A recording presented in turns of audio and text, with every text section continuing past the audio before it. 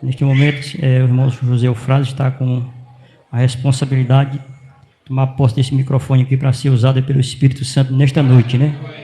Em nome de Jesus. Irmão José Eufrásio está com a oportunidade. Pastor José Eufrásio. Aleluia. Meus amados, a paz do Senhor. Quero agradecer a Deus, né? Em primeiro lugar, por estar aqui nesta noite, nessa igreja, nessa congregação. E também agradecer a confiança, né? Que os obreiros, no caso, pastor, cadê ele?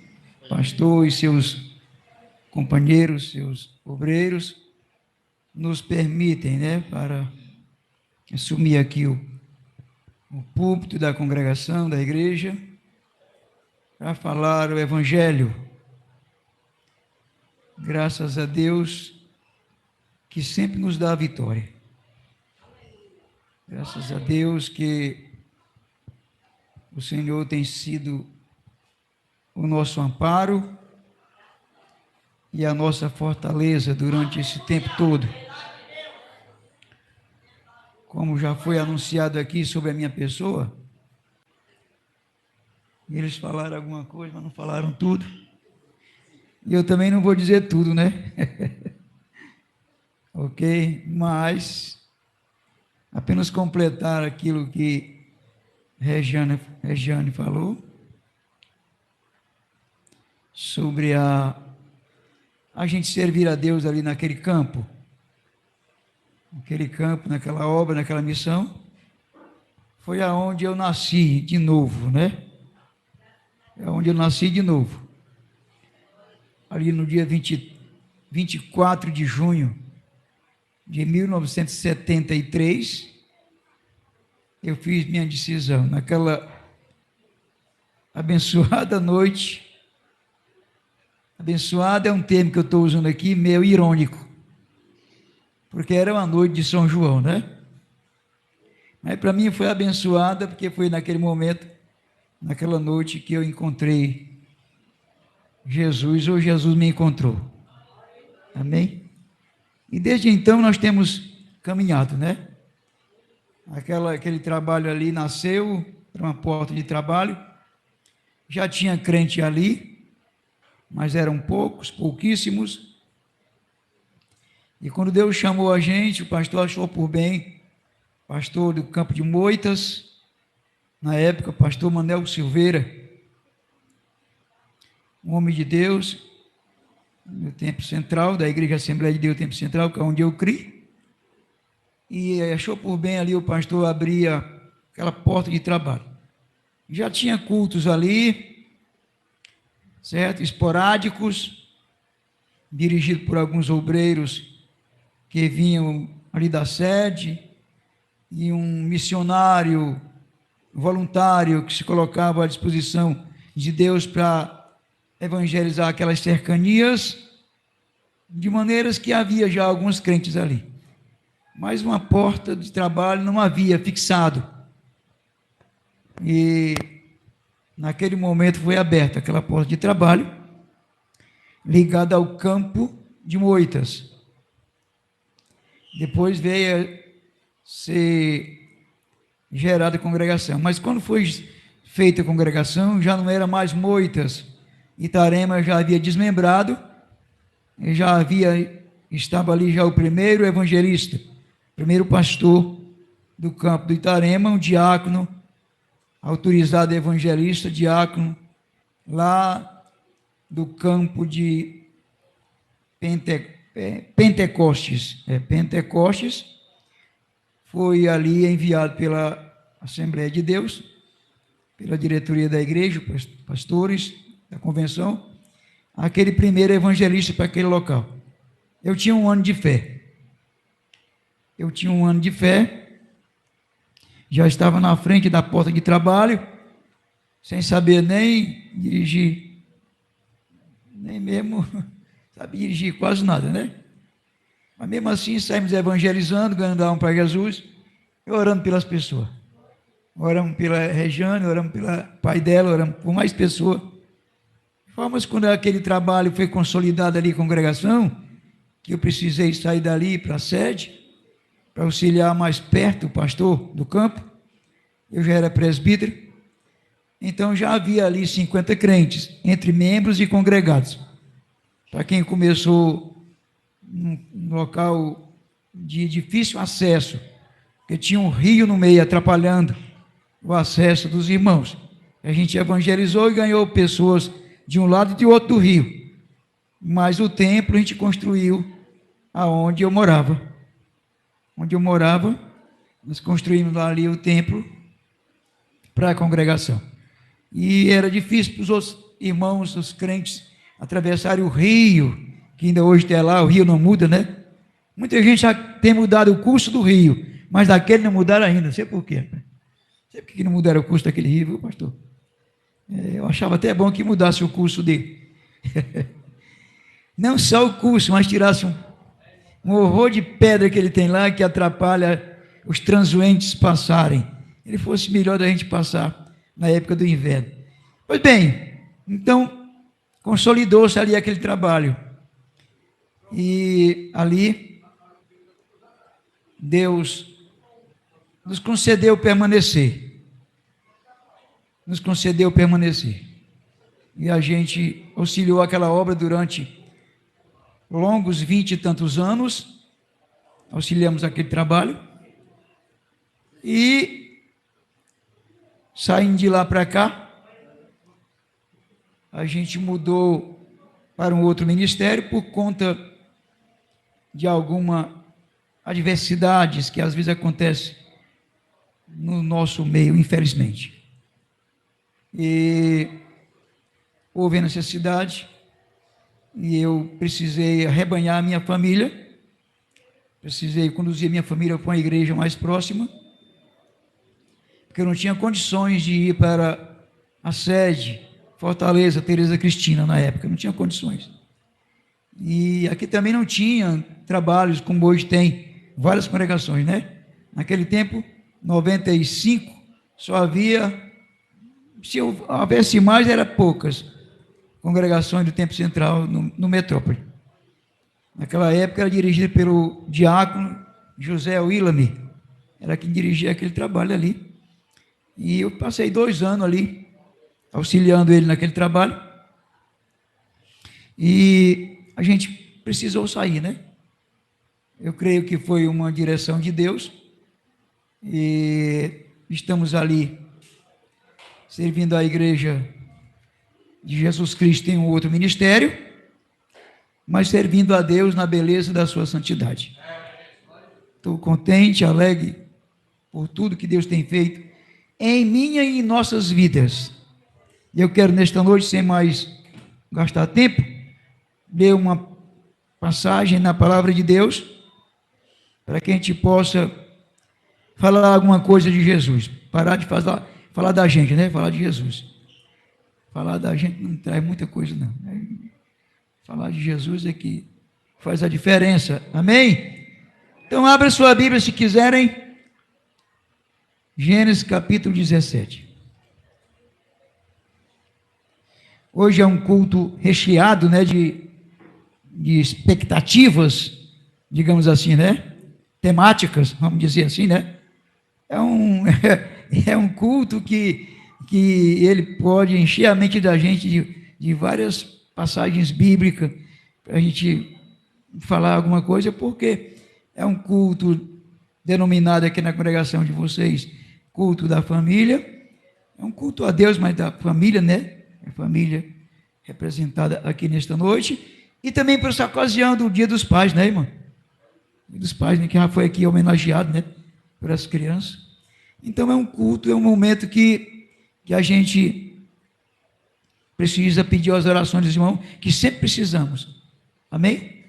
Sempre precisamos de oração, porque nós não vamos tratar do que é nosso, mas o que é de Deus.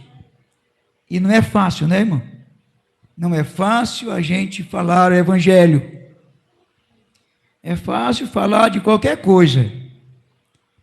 É fácil fazer propaganda, é fácil vender remédio, é fácil vender banana, mas o evangelho não é fácil.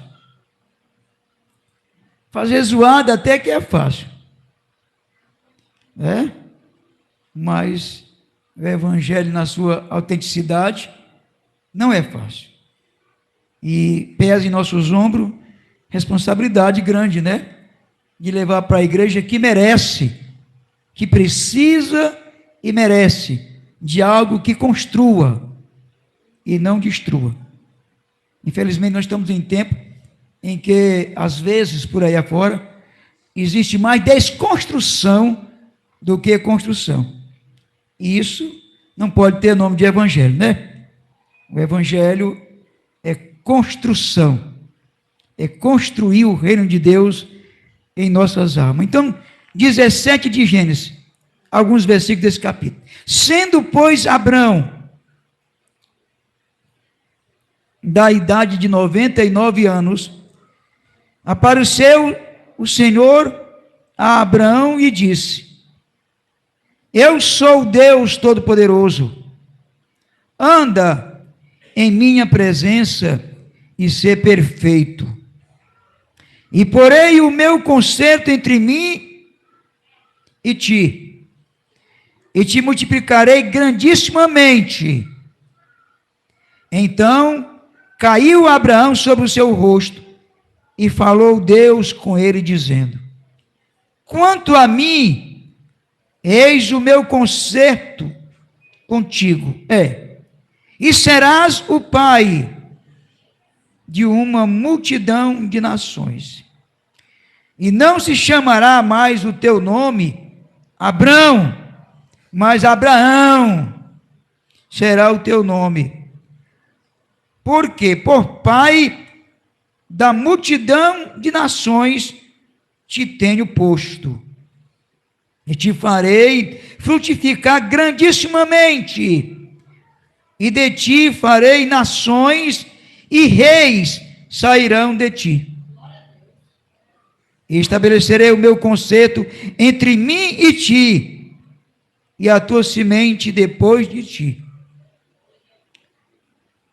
em suas gerações, por concerto perpétuo, para te ser a ti por Deus, e a sua semente depois de ti.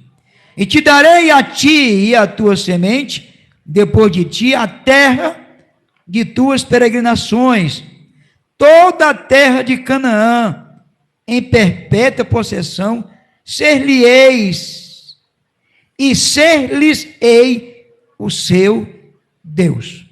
Amém.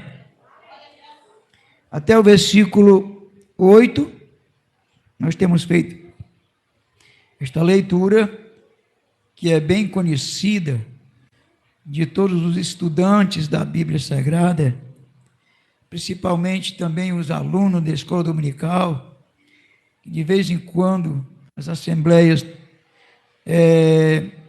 têm posse, né, desses estudos maravilhosos sobre diversos assuntos da Bíblia, e não é diferente em relação ao servo de Deus, Abraão, que eu vou logo chamar ele Abraão, do jeito que Deus chamou no final, na sua consagração, tá certo? Abraão, né? Glória a Jesus. Então, quem era este homem, né? Este homem era pertencente a uma família. Lógico que todo mundo é, né? Hoje é um culto de família, preciso refletir sobre isso. Todos nós temos família. E interessante é que pertencemos à maior família, a família do povo de Deus. A família que agrega as famílias, certo? E que não respeita, ou seja, não olha para credo, cor, idade, etnia, povo, tribo, línguas e nações. Não interessa de onde é, quem é, o que tem. o que interessa para Deus é que se agregue todas essas famílias da terra na família de Deus. Família de Deus. A família de Deus, ela está na terra, está no céu, certo? Está no céu, seus princípios, vamos dizer, as suas raízes, seus primórdios, vamos dizer assim, que lá existe exatamente a cidade de Deus, certo? É tanto que o escritor de Hebreus diz que nós pertencemos, né? Essa família eterna no céu, mas por enquanto ele está na terra. Ela está na terra, tomada de todas as famílias, tribos, línguas e nações, povos, de qualquer lugar, de qualquer raça, para se agregarem, para serem inseridos na família de Deus. Que família de Deus? Por que família de Deus? Porque é a família que se enquadra nos princípios que Deus estabelece, nos princípios que Deus ensinou, nos princípios que Deus deixou ensinado para ser seguido pelas pessoas que se convertem, certo? Todavia Deus deixou o mundo, criou o mundo, e o homem e a mulher, dando origem à família, e eles pecaram, né? Mas Deus não deixou eles com a questão do pecado em si, sem tomar providência, e resolver aquele problema. Deus toma providência, prepara o Cordeiro de Deus, que foi morto antes da fundação do mundo, certo? Já estava ali, já foi ali prefigurado na forma daquele animal que o Senhor Deus, né, sacrificou, e com as vestes, com o pelo, né, com a pele daquele animal, fez roupas para o primeiro casal, que simbolizava muito, muito mesmo, o Cordeiro de Deus que veio vestir, certo? Ou revestir aqueles que crêem no seu nome, com as vestimentas que Deus quer que se tenha. Estou falando da causa espiritual, ok? Não vá confundir uma coisa com a outra, certo? Então, as famílias de Deus. Abraão veio de uma família. Ele veio descendente de um dos filhos de Noé, logicamente, que não poderia ser outro, né? Ele era da tribo, o descendente dos Sem, do filho de Noé chamado Sem. Eram 3, Sem, Cão e Jofé. Então, Abraão saiu da tribo de Sem. Certo? Seu pai chamava Tera, ou Terá, em algumas tradições, e que era filho bem próximo, parente bem próximo, ali, né, do Sem e de seus descendentes posteriores. E Abraão tinha irmãos, tinha irmãs, tinha família do seu pai, certo? Ur dos Caldeus era onde eles viviam, que virou uma metrópole sem Deus, porque se desviaram de Deus. Às vezes eu fico pensando, irmão, que quando a gente fala de Abraão, ou fala da chamada de Deus para Abraão, eu conversando às vezes com algum crente, ele ligeiramente passa a ideia para a gente, como que ele pense que Abraão foi o começo de tudo. Parece que para a mente de alguns irmãos, algumas pessoas, leigos, e que não estudam a Bíblia, parece que Abraão foi o começo de tudo. Como que não tivesse outros povos na época de Abraão. Tinha muitos, né, irmão? Muitas tribos, muitos reis.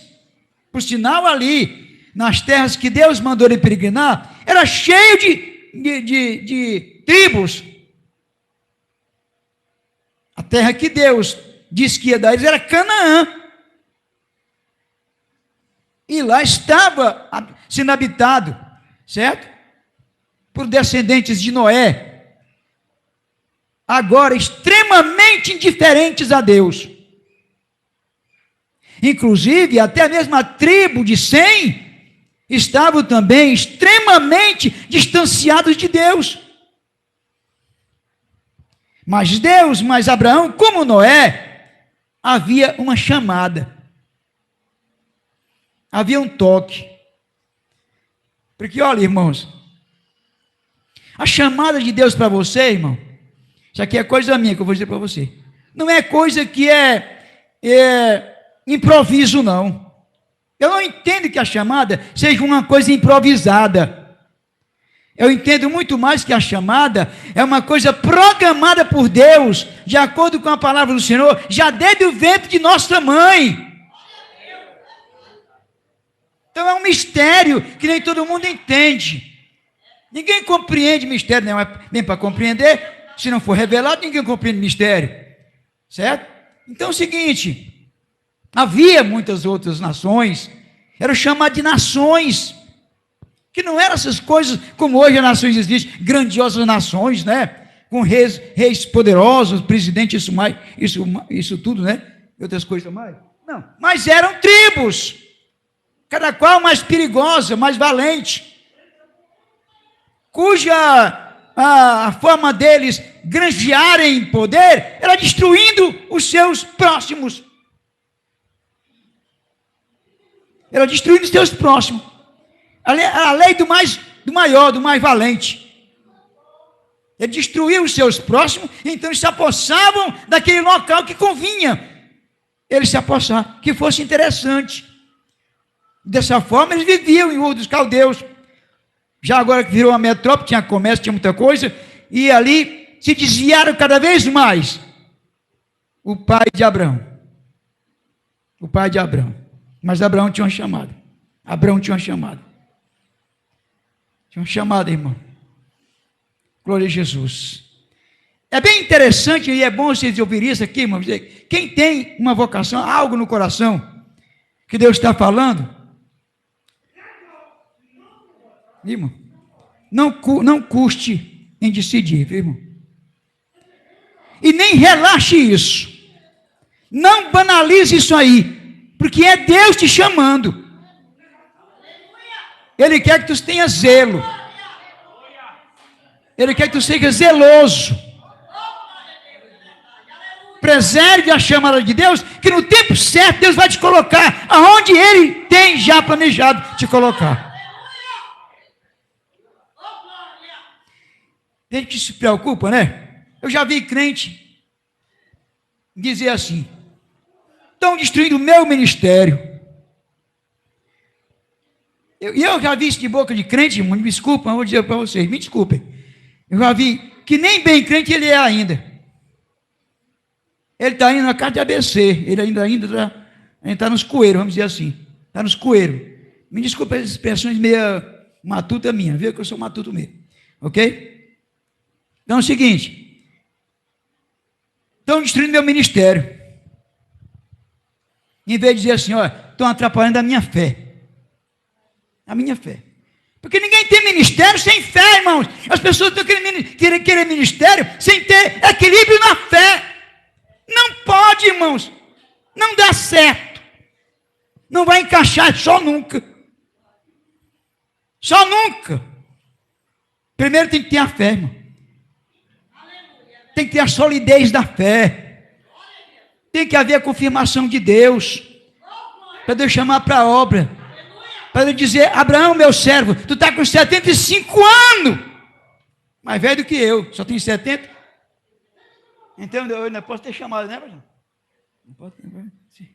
Alguém diz um dia desse, eu brincando, disse, rapaz, eu vou parar, vou enxutar, amarrar meus cadastros, minha chuteirinha, e aí eu vou lá para o interior, esquecer esse negócio de... Aí passou. Aí vem o irmão com o hino. Aí não é tempo de parar. Aí não é tempo de parar. Então Abraão tinha 75 anos, queridos. Glória a Jesus. Já casado, com sua meia-irmã Sara, ou Sarai, meia-irmã. Vocês, alunos de escola dominical, vocês sabem disso. Isso aqui não vai escandalizar você, que você é um aluno, e sabe disso. Ok? Que eu não vou descrever, falar sobre essas questões.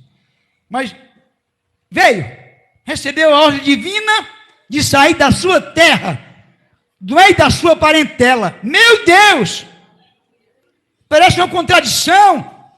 Hoje que nós estamos aqui abençoados em família, família aqui fazendo culto maravilhoso, aqui, né? Se for possível, aqui, ó, né? Aqui é meu filho, ninguém toca, ninguém, não sei o quê. Não, porque a família é família mesmo, tem que amar mesmo. Se você não amar seus filhos, seu filho não lhe amar, vai amar quem? Não respeitar, vai respeitar quem? Esse princípio tem que existir para poder ele adentrar nas coisas de Deus. Se houver uma família desintegrada, também não dá certo na igreja. Também não dá certo na igreja, irmão. Não dá certo. Não dá certo. Tem que integrar-se. Ou seja, que integração é essa? Tem que se converter. As piores famílias do mundo podem existirem, mas se houver conversão ali, se houver visitação de Deus ali, tá certo? Mesmo que seja de uma pessoa, a Bíblia se cumpre. Crê no Senhor Jesus Cristo e será salvo, tu e a tua casa. Então, Deus chama aquele homem. Deus chama aquele homem, né? Com 75 anos. E ele obedece o Senhor. Mas, infelizmente, o velho tomou conhecimento. O pai dele, que ainda era vivo, tomou conhecimento que Deus tinha chamado Abraão por uma grande obra. Eu digo infelizmente, eu vou dizer depois porque eu estou colocando a palavra infelizmente. Eu vou logo dizer logo, porque ele não, a chamada não era dele. Tem gente que pega carona. No reino de Deus não tem carona não. Tem carona não, a pessoa tem que ter o bilhete. Amém? Tem que ter o bilhete da passagem. Não vai fazer como o livro, quando eu tinha 10 anos de idade, estudei um livro de segundo ano, chamado Nordeste, tinha a historinha de um cara matuto, né?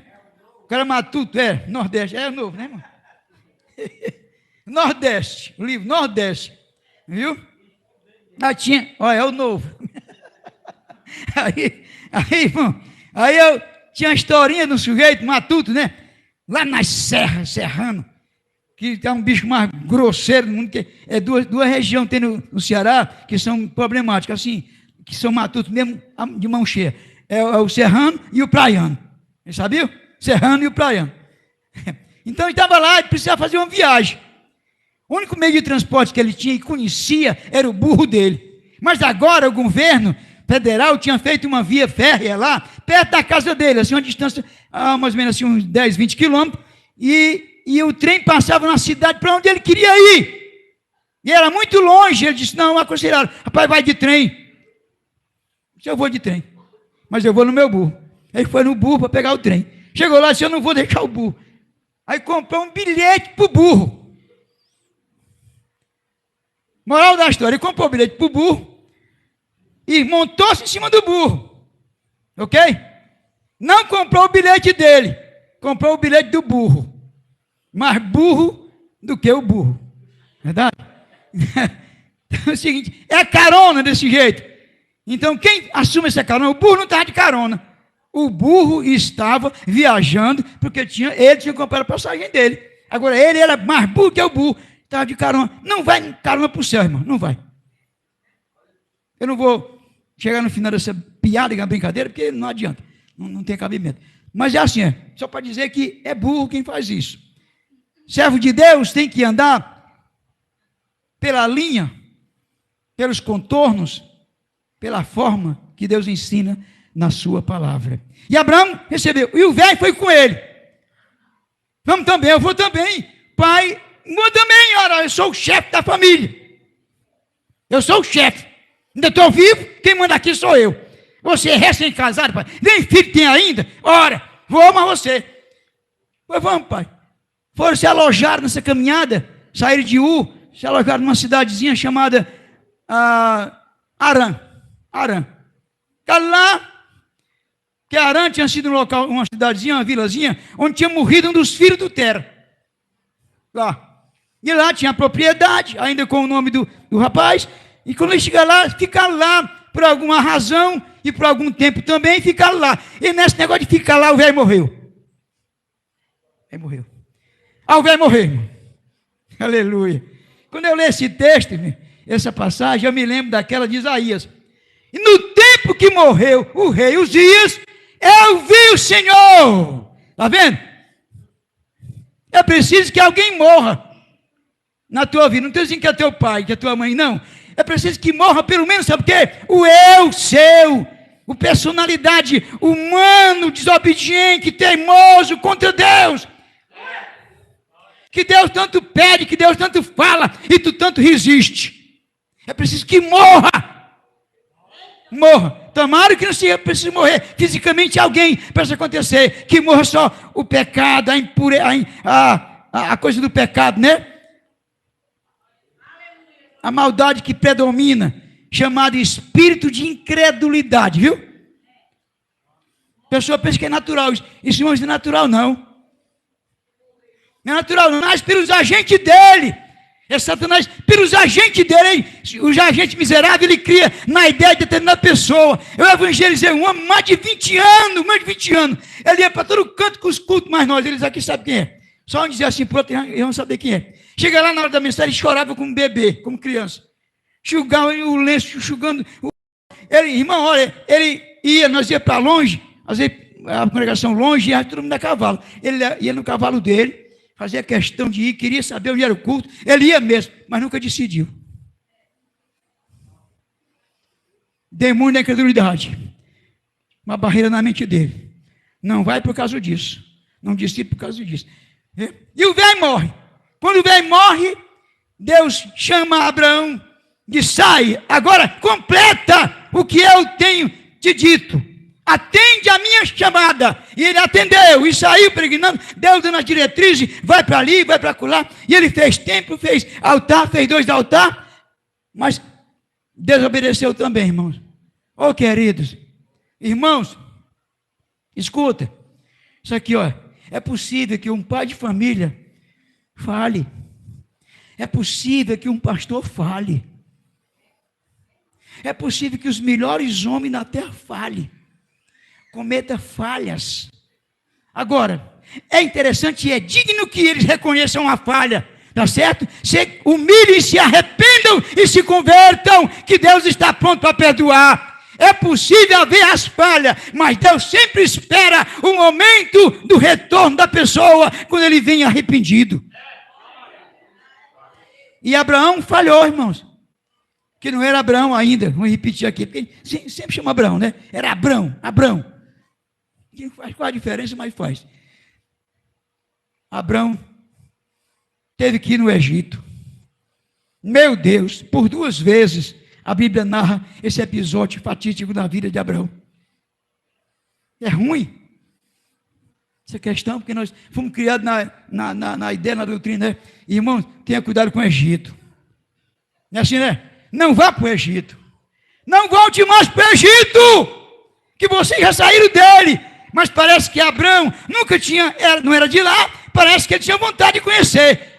E a necessidade urgiu para que Abraão fosse aquela jornada ali, e foi, não do agrado de Deus, porque ele não consultou a Deus para ir. Havia fome. Você sabe, às vezes a dificuldade de fazer coisa que não agrada a Deus, você sabia? Pai e mãe de família. A dificuldade às vezes leva você e eu a fazer coisa que não agrada. Pense 10 vezes, irmão, antes de fazer, viu? Viu? Deus, irmão, Deus gosta de homens e pessoas, sabe, que pensam, são pensadores, e além de tudo ser pensador, toma decisão do lado dele, embora seja cruel, embora seja doloroso, embora doa. Noa, porque ele é o Deus da providência. Estava havendo seca ali nas terras onde Abraão criava e plantava. Não tinha condições, não tinha chuva. Deus pode mandar chuva. Mas ele foi para o Egito. Mas depois, aqui no capítulo 17, aí Deus vem e aparece Abraão, né? Aleluia. Olha, presta atenção, irmão, o Tom. Preste atenção aqui, o Tom. Eu gosto de pregar, de falar alguma coisa, que eu não sou pregador, mas eu gosto de falar alguma coisa da Bíblia. Eu remoendo e tentando entrar no tom da palavra. Eu quero ver o texto da Bíblia e mais ou menos como foi que Deus falou aquilo. Que tom foi? Porque vocês sabem que o tom da voz da gente identifica a mensagem, sabia? Sabia, irmão? O tom da voz identifica a mensagem. Você pode dizer uma palavra dura com uma pessoa com um tom pacífico, moderado, e ele vai receber e não vai reclamar de jeito nenhum, porque foi o tom suave, ok? Mas você pode dizer a mesma palavra dura com um tom muito mais duro do que aquela do que o que ela é, e aí a coisa chama-se a palavra agressiva. E aí eu gosto de ver o tom como Deus. Quando Deus fala alto aqui, que a gente sente que é uma repreensão, por que não se render? Hã? Quem é maior do que Deus? Ele é soberano, irmão. Nós temos que nos render a Ele, tá certo? Nós temos que estar submissos a Ele, seja forte, brando ou não a sua voz. Seja brando ou não a sua voz. Então eu gosto de sentir o tom da voz de Deus, e eu sinto aqui nesse tom. Sendo, pois, Abraão da idade de 99 anos, apareceu o Senhor a Abraão e disse-lhe: eu sou o Deus Todo-Poderoso. Eu acho o tom aqui. Para mim ele está dizendo assim, para mim é como ele dizia assim, ó. Eu sou o Deus que tu desconfiou dele. Eu tenho poder, rapaz. Tu não precisa ir para o Egito. Eu tenho poder do nada fazer tudo. Eu fiz o mundo, a terra e os céus e os planetas. Sem precisar de alguma coisa aparente, digamos assim. Ou seja, Deus não fez a terra de algum elemento que já existia. Não, eu sou todo-poderoso. Eu posso todas as coisas. Ando na minha presença e ser perfeito. Sabe o que acontece com a gente, mano? É que a gente não quer pagar esse preço. Viu? Nem sempre a gente está disposto a pagar esse preço. Porque esse preço, viu? Ele às vezes dói. Certo? Ele às vezes é doloroso. Embora que depois produza na gente um fruto pacífico naqueles que exercitam o trabalho. Nos exercitado pela angústia, pela tribulação, pela faz parte da nossa vida, nos exercita, ou seja, nos prepara, nos afina. A dificuldade na tua vida e na minha, irmão, ela nos prepara, viu? Para alcançar melhor de Deus. Mas às vezes nós queremos o melhor, é do jeito que nós temos. Do jeito que nós estamos, né? Ah, meu Deus, do jeito que você está, meu filho. Do jeito que eu estou, por exemplo, né? Eu quero o melhor de Deus. Deus primeiro, irmão, Ele prepara o armazém para botar o cereal. Primeiro, Ele limpa o vaso. Olha a história do profeta Eliseu com aquela mulher que disse assim: vaso vazio. Vaso vazio. Ele limpa o vaso para poder usar. Entendeu? Anda na minha presença ser perfeito. Ser perfeito. Aleluia. Aí Deus continua dizendo: porém, o meu conserto entre mim e ti. Ou seja, agora, Abraão, eu vou estabelecer regra. Tem um conserto, tem uma aliança contigo, mas tem regra. Que é bom ter aliança, né, irmão? Todo mundo quer amizade, não quer? Mas ter compromisso é pouca gente que quer ter. Ter as bênçãos, todo mundo quer. Aliança faz parte da bênção. Aliança é coisa boa. Aliança com a mulher, o que a aliança representa? A união minha, sua, com sua esposa e vice-versa. Ela representa isso. Todo mundo quer, mas todo mundo está disposto para cumprir com a mensagem que a aliança encerra, que a aliança mostra. São muitas. Eu poderia falar aqui para vocês a primeira: fidelidade mútua. Porque vocês sabem, eu vim de uma terra, sou de uma terra, e que eu sou também já maduro na idade, né?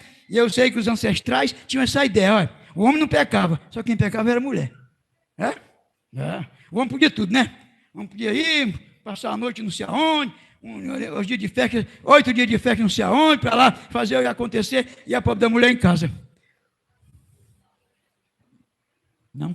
A lei de Deus, ela vale para todos, viu? A ordem divina é para todos. Não existe esse negócio de maioridade ou de liberdade para isso e para aquilo, não. Pessoa, ele tem que ter responsabilidade. O que nós não queremos, às vezes, é ter compromisso. Ter compromisso. Queremos aliança, mas não queremos cumprir as regras. As regras que Deus estabelece. Eu tenho posto um concerto contigo, e vou, através desse conceito, se tu obedecer, multiplicar-te grandissimamente. Olha aí a frase, irmão. Escuta a sua frase. Não é só grande, irmão.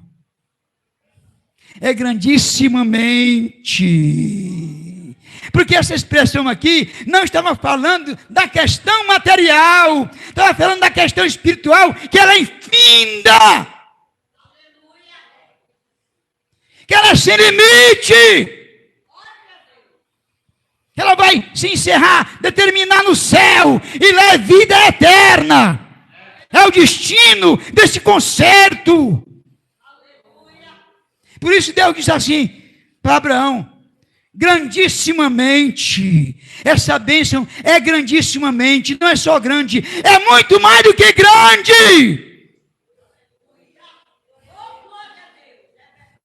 É além da tua imaginação. Nós pensamos, nós somos material, né, irmão? Só pensamos em coisa material, né? Eita, Deus vai ver, sou abençoado, você abençoado. Aleluia. Meu filho, o que Deus tem reservado para nós é superior a todas as coisas que no mundo possa ter. Não só o que existe, mas o que possa ter. É tão interessante, é tão glorioso, vou encerrar aqui dizendo, que é tão interessante que Paulo disse que não foi para a mente, não penetrou na mente de homem algum,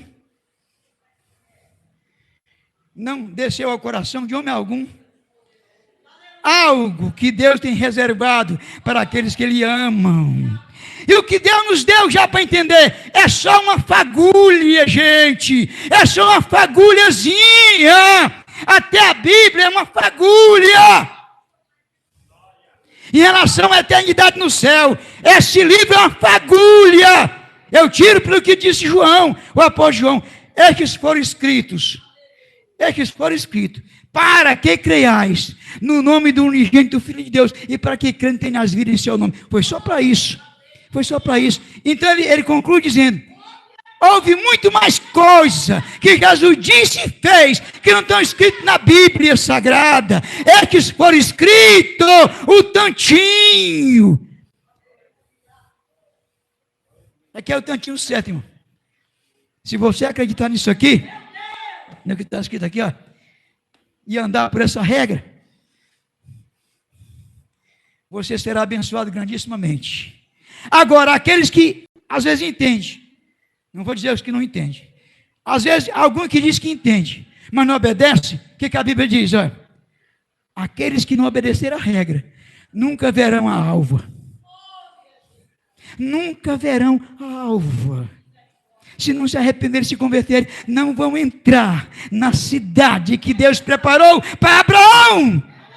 Abraão ia para Canaã, pastor. Não, Abraão diz, o apóstolo Paulo interpretou a vida de Abraão dizendo o seguinte: olha, ele era peregrino, como sendo possuidor daquelas terras todinhas que seria herdeiro, deixaria para herança para os seus descendentes, as nações do mundo inteiro. Ele se considerava peregrino.